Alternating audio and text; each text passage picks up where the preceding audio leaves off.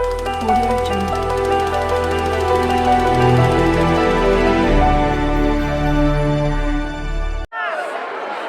नौजवानों ने शहर, मेरी बहनों और बेटियों, अस्सलाम वालेकुम।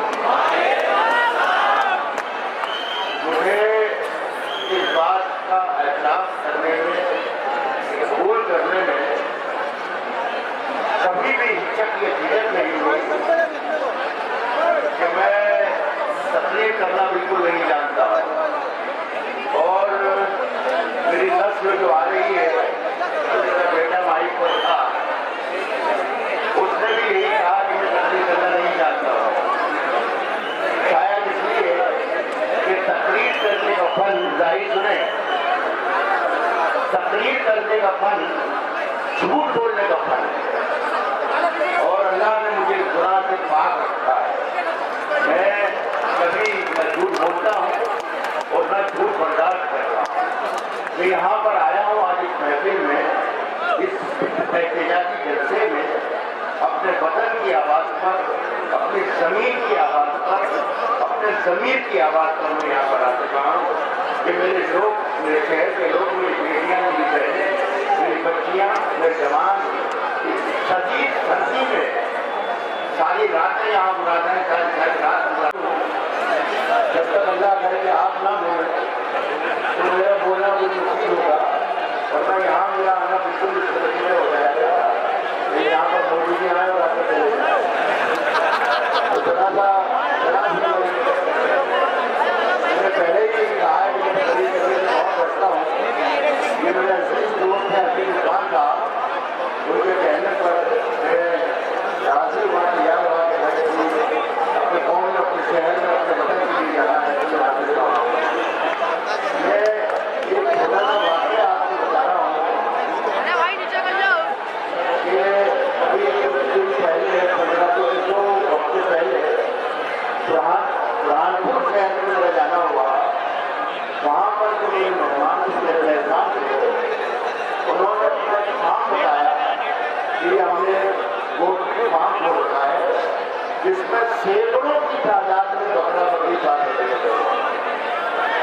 मैंने कहा कि साहब यकीनन बहुत ही बड़ा काम है, बहुत बड़ा बिजनेस है आपका। तो उन्होंने कहा कि रात में ये बिजनेस नहीं है, ये मैंने सारी दुनिया भर की नस्लें यहाँ पर जमा कर रखी है। इन बकरा बकरियों में चीन का बकरा भी है, हिंदुस्तान का भी है, पाकिस्तान का भी है, अफगानिस्तान का भी है, इराक का भी है, ईरान का भी है, अरब का भी है। हर मुल्क का और हर जात का, हर नस्ल का जानवर यहाँ मौजूद है। तो मुझे हैरत हुई दोस्तों कि इस जमीन पर जहाँ जानवर एक साथ रह सकते हैं, वहाँ इंसान नहीं रह सकता। ये हैरत की बात है। तो मैं ये जो कुछ आप कर रहे हैं, इसकी आवाज़ में आवाज़ मिलाने के लिए, एक हिस्सा बनने के लिए आपके बीच में हाजिर हुआ हूँ। और अगर आधी रात को भी आपको इस राहत इंदौरी के, हालांकि मेरी कोई हैसियत नहीं है, लेकिन आधी रात को भी राहत इंदौरी के जिस्म का एक एक खतरा खून भी चाहिए तो मैं आपके लिए हाजिर होऊंगा।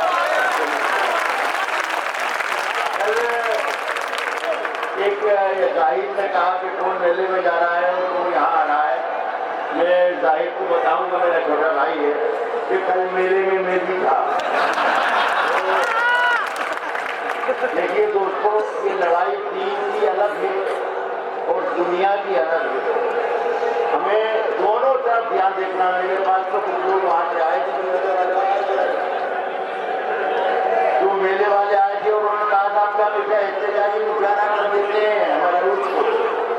तो मैंने उनको कहा कि देखिए ऐसा मत कीजिए, ये 70-80 साल से आपका उठ चल रहा है और ये हमारे मजहब से इसका जुड़ाव है, ताल्लुक है, इसे मत खत्म कीजिए।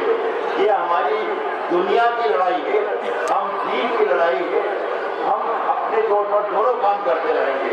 जो काम बड़वाली चौकी पर होना है वो काम बड़वाली चौकी पर होगा, जो शाहीन बाग में होना है वो शाहीन बाग में होगा। जो अभी मैं मानिकबाग गया था, वहाँ खवातीन का एक खासा मजमा देखा, मुझे बहुत खुश हुआ। तो जो जहाँ हो रहा है, जो जिस तरीके से कर रहा है उस तरीके से करने दीजिए। ये लड़ाई सिर्फ आपकी अकेले की नहीं है, ये मेरी नहीं है, हर हिंदुस्तानी मुसलमान की, हिंदू की, सिख की, ईसाई की, हर मजहब की ये लड़ाई है और हम सबको मिलकर ये लड़ना है। मैं अपने फाजिल वज़ीर आज़म जनाब नरेंद्र मोदी साहब को एक दरखास्त करना चाहूँगा कि अगर वो कॉन्स्टिट्यूशन पढ़ नहीं पाए, वो पढ़े लिखे कम है, तो किसी पढ़े लिखे आदमी को बुलाएं और अपना संविधान करके देखें, पढ़वा के देखें, सुने और उसे समझने की भी कोशिश करें कि इसमें क्या लिखा है, क्या नहीं लिखा है। मैं आपको एक बात अर्ज कर रहा हूँ कि श्री कृष्ण भगवान ने गीता में ये लिखा है कि वसुदेव कुटुंबकम, ये सारी दुनिया, ये सारी सृष्टि, दुनिया में जहाँ जहाँ इंसान बस रहा है वो एक कुटुंब की तरह है, एक खानदान की तरह है। जब वो अपनी गीता की ही जुबान नहीं समझ सकते तो वो किसकी जुबान समझेंगे, ये आप खुद फैसला करेंगे। पिछले दिनों मैंने जब ये सुना कि जामिया के बच्चों ने जब फैज़ की नज़्म पढ़ी तो फैज़ की नज़्म का मतलब ही बिल्कुल उन्होंने बदल दिया। मुझे कोई चंबा नहीं हुआ कि ये क्यों बदल दिया गया। मैं जानता हूँ कि वो पढ़े लिखे कम है, न वो हिंदी जानते हैं, ना अंग्रेजी जानते हैं, न उर्दू जानते हैं, वो सब कुछ बदल देते हैं। तो मैंने 4 लाइनें लिखी, शुरू में शायर हूँ और कहीं ना कोई एक आध आदमी ऐसा जरूर यहाँ पर होगा जो अब तक इंतजार कर रहा होगा कि राहत जोड़ी की बकवास करने लगा, इतना अच्छा को राही नहीं कर सकता, तो ये शायरी क्यों नहीं सुना रहा है। आप मुतमईन रहे, मैं कुछ शेर भी आपको सुनाऊंगा। जब फैज़ की नज़्म तब्दील की तो मेरी ये हैसियत तो नहीं कि मैं फैज़ की दिफा में कुछ कहूँ, अलबत्ता मैंने ये 4 लाइनें लिखी उनकी आवाज़ में आवाज़ मिलाने के लिए कि दुनिया के किसी भी कोने में, किसी भी ज़बान में अगर कोई शायर मजलूमों की आवाज़ में आवाज़ मिला रहा है तो मेरी आवाज़ भी उसकी आवाज़ के साथ मिली हुई है। मैं आपको 4 लाइनें बताता हूँ। अब जरा सा मुझे इस काबिल जरूर बना दीजिएगा कि मैं आपको कुछ 4-5 मिनट सुना सकूँ। सुने कहता हूँ कि उठा शमशीर, दिखा अपना हुनर, क्या लेगा। उठा शमशीर, दिखा अपना हुनर, क्या लेगा। ये रही जान, ये गर्दन है,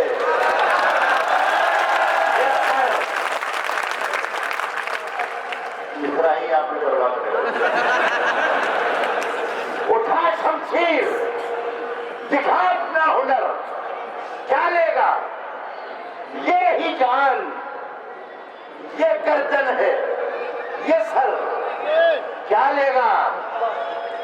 एक ही शेर उड़ा देगा परख्ते तेरे।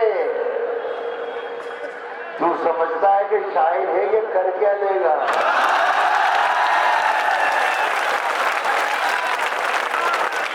एक ही शेर उड़ा देगा परख्ते तेरे। तू समझता है कि शायर है, ये कर क्या लेगा। मैं आपके लिए पढ़ा मैंने कहा है कि कुछ एक तरह से शेर पढ़ने की एक छोटी सी तहजीब होगी। में कोई सा मेरे मुझे न निकल जाए, ये भी बदतमीजी खुदा के लिए जरा सा एक शेर पढ़ के सुनकर आया थे जल्दी में भी। बहुत पहले मैं ज़्यादातर शेर वो सुना रहा हूँ जो आज की नहीं है, एक कोई 30 बरस पुराने हैं, लेकिन इसका अंदाजा आपको ये होगा कि 30 बरस से हम हालात हाजरा में ही जी रहे हैं, एक ही तरह जी रहे हैं। ये सारी बातें सुनकर आपको यही लगेगा। सुनो कि आंख में पानी रखो, आपके होठों को काम करते हुए कहता हूं कि आंख में पानी रखो, होठों पे चिंगारी रखो। जिंदा रहना है तो तरकीबें बहुत सारी रखो। जिंदा रहना है वही कागज हूं जिसकी हुकूमत को है तलब। मैं वही कागज हूं जिसकी हुकूमत को है तलब। दोस्तों, मुझ पर कोई पत्थर जरा भारी रखो। मैं वही कागज हूं जिसकी हुकूमत को है तलब। दोस्तों, मुझ पर कोई पत्थर जरा भारी रखो। आज करता हूं कि लबे दियों की हवा में उछालते रहना, हवा में उछालते रहना, लबे दियों की हवा में उछालते रहना। गुलों के, ये सामने मेरे बैठे हैं, गुलों के रंग पे तेजाब डालते रहना। लबे दियों की हवा में उछालते रहना, गुलों के रंग पे तेजाब डालते रहना। मैं नूर बन के जमाने में भेज जाऊंगा, तुम आफताब में कीड़े निकालते रहना। नूर बन के जमाने में भेज जाऊंगा, तुम आफताब में कीड़े निकालते रहना।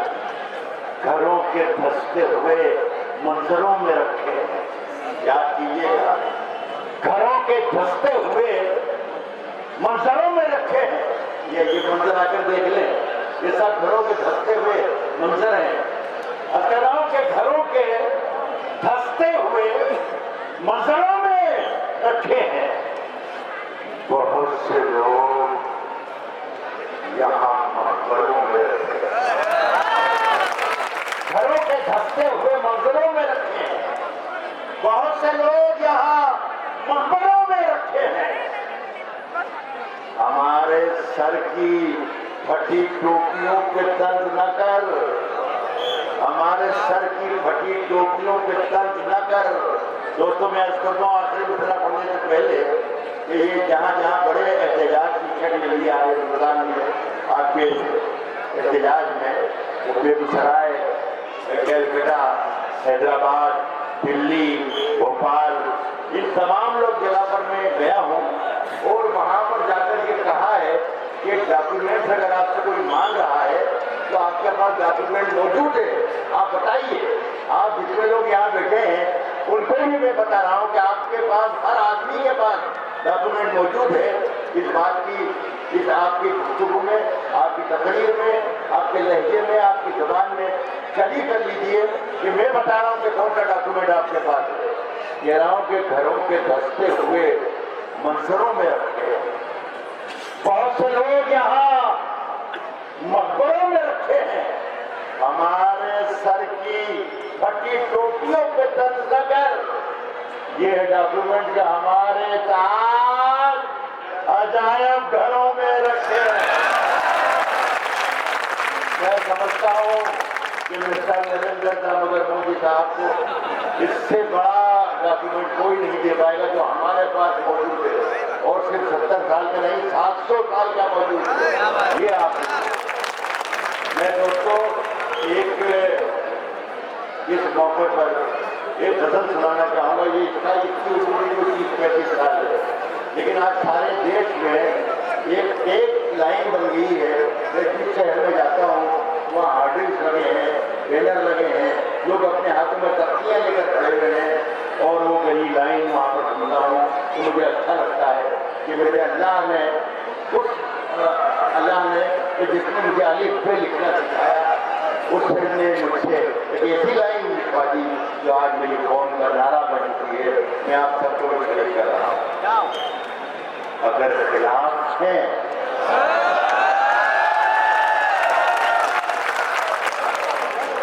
होने दो,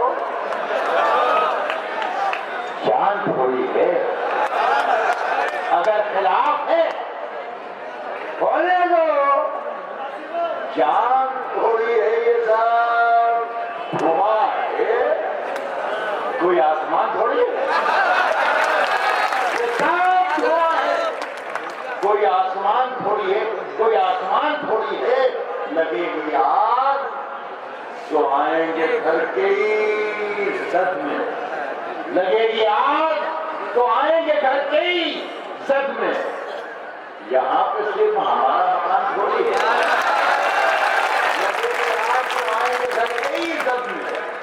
यहाँ पे सिर्फ हमारा मकान थोड़ी है, यहाँ पे सिर्फ हमारा मकान थोड़ी है। हमारे मुंह से जो निकले वही सदाकत है, हमारे मुंह से जो निकले वही सदाकत है। हमारे मुंह में तुम्हारी जुबान थोड़ी है, वही सदाकत है। हमारे मुंह में तुम्हारी जुबान थोड़ी है। और जो आज साहिब मसनद है, इस शेर पर दाद मत दीजिएगा, इस शेर पर कहिएगा इंशाअल्लाह। जो आज साहिब मसनद है कल नहीं होंगे, तो आज साहिब मसनद है कल नहीं होंगे। किराएदार हैं ज़ाती मकान, कल नहीं होंगे, किराएदार हैं। साथी मकान थोड़ी है, सब्जी का खून है शामिल। मेरे दोस्तों, अफसोसनाक बात यह है कि इस शेर को मीडिया ने, अखबारात में, लोगों ने एक किसी मुसलमान का शेर बना दिया, जबकि ये शेर सिर्फ मुसलमान का नहीं है, न ये शेर मुसलमान का है न हिंदू का है, बल्कि हर हिंदुस्तानी का शेर है जो अपनी मादरे वतन के लिए, अपनी जमीन के लिए, अपने मुल्क के लिए हर वक्त सीना तान कर खड़ा हुआ है। जाइए, गोली मारना हो तो हमें मारिए, हर इस शेर में शरीक हो जाए। मैं फिर आ जाऊंगा, एक वाक्य बता दूँ आपको 1 मिनट का। मैं फिर वहीं पर आ जाऊंगा कि सभी का खून है शामिल यहाँ की मिट्टी में। एक केरल की तरफ से वायरल हुआ है केरल ऑडियो, उसमें कोई नेता किस्म के आदमी थे, मैं तो नहीं पहचानता हूँ, लेकिन वो कह रहे थे कि उर्दू का एक शायर है, उसका नाम है राहत इंदौरी, और वो जिहादी है। तो मैं हैरत में पड़ गया कि यार मेरी उम्र 70 वर्ष की हो गई और मुझे अभी तक मालूम ही नहीं था कि जिहादी हूँ। हैरत में पड़ गया, बहुत लोगों से पूछा, अपने यारों से पूछा, दोस्तों से पूछा, अपने आप से पूछा, लेकिन इसका जवाब मुझे नहीं मिला। सारी रात करवटें लेता रहा, लेकिन इसका जवाब नहीं मिला, और गुम करता रहा। सवेरे की अज़ान हुई फजर की, तो मैंने अल्लाह की रो लगाई कि मेरे अल्लाह को ही रास्ता दिखा, क्या मैं जिहादी हूँ? तो मुझे ऐसा लगा दोस्तों जैसे कोई रोशनी मुझसे बात कर रही है, और ऐसा लगा कि मुझे ये कहिए कि राहत इंदौरी, तुम जिहादी तो नहीं, लेकिन कुछ अलग जरूर। तो मुझे ये किलो ही बहुत कीमती लगा, और मैंने 2 लाइन लिखी। ये दोनों लाइनें आपके साथ शेयर करना चाहता हूँ। और क्योंकि मैं इसी मिट्टी का हूँ, उसी शहर का हूँ, इसी स्कूल में मैंने पढ़ा, इब्तिदाई तालीम में इसी स्कूल में हासिल की है। मैं आपको ये प्यार देता हूँ दोस्तों कि मेरी जो ख्वाहिश है, मेरी छोटी जो ख्वाहिश है, जो इन 2 लाइनों में बयान कर रहा हूँ, एक एक शख्स जो यहाँ मौजूद है, दूर तक मैं नहीं देख पा सकता, लेकिन जो है यहाँ पर मौजूद, एक एक शख्स इसमें शरीक हो जाए, ताकि लोगों को पता चल जाए कि बड़वानी चौकी के एहतजाजी जलसों में क्या कहा जा रहा है और कौन क्या कह रहा है। ये कोई मुसलमान शायर नहीं, हिंदुस्तानी शायर राहत इंदौरी बोल रहा है। मैंने ये कहा दोस्तों कि मैं जब मर जाऊं, एक एक शख्स शरीक हो जाएगा, मैं जब मर जाऊं तो मेरी अलग पहचान लिख देना। मैं जब मर जाऊं तो मेरी अलग पहचान लिख देना। लहू से मेरी पेशानी पे हिंदुस्तान लिखा। मैं जब मर जाऊं तो मेरी अलग पहचान लिख देना। लहू से मेरी पेशानी पे हिंदुस्तान लिख देना। मैं वापिस आ रहा हूं कि सभी का खून है शामिल यहाँ की मिट्टी में। एक साथ सारे लोग मेरे साथ दोहराएंगे। कह रहा हूं कि सभी का खून है शामिल यहाँ की मिट्टी में।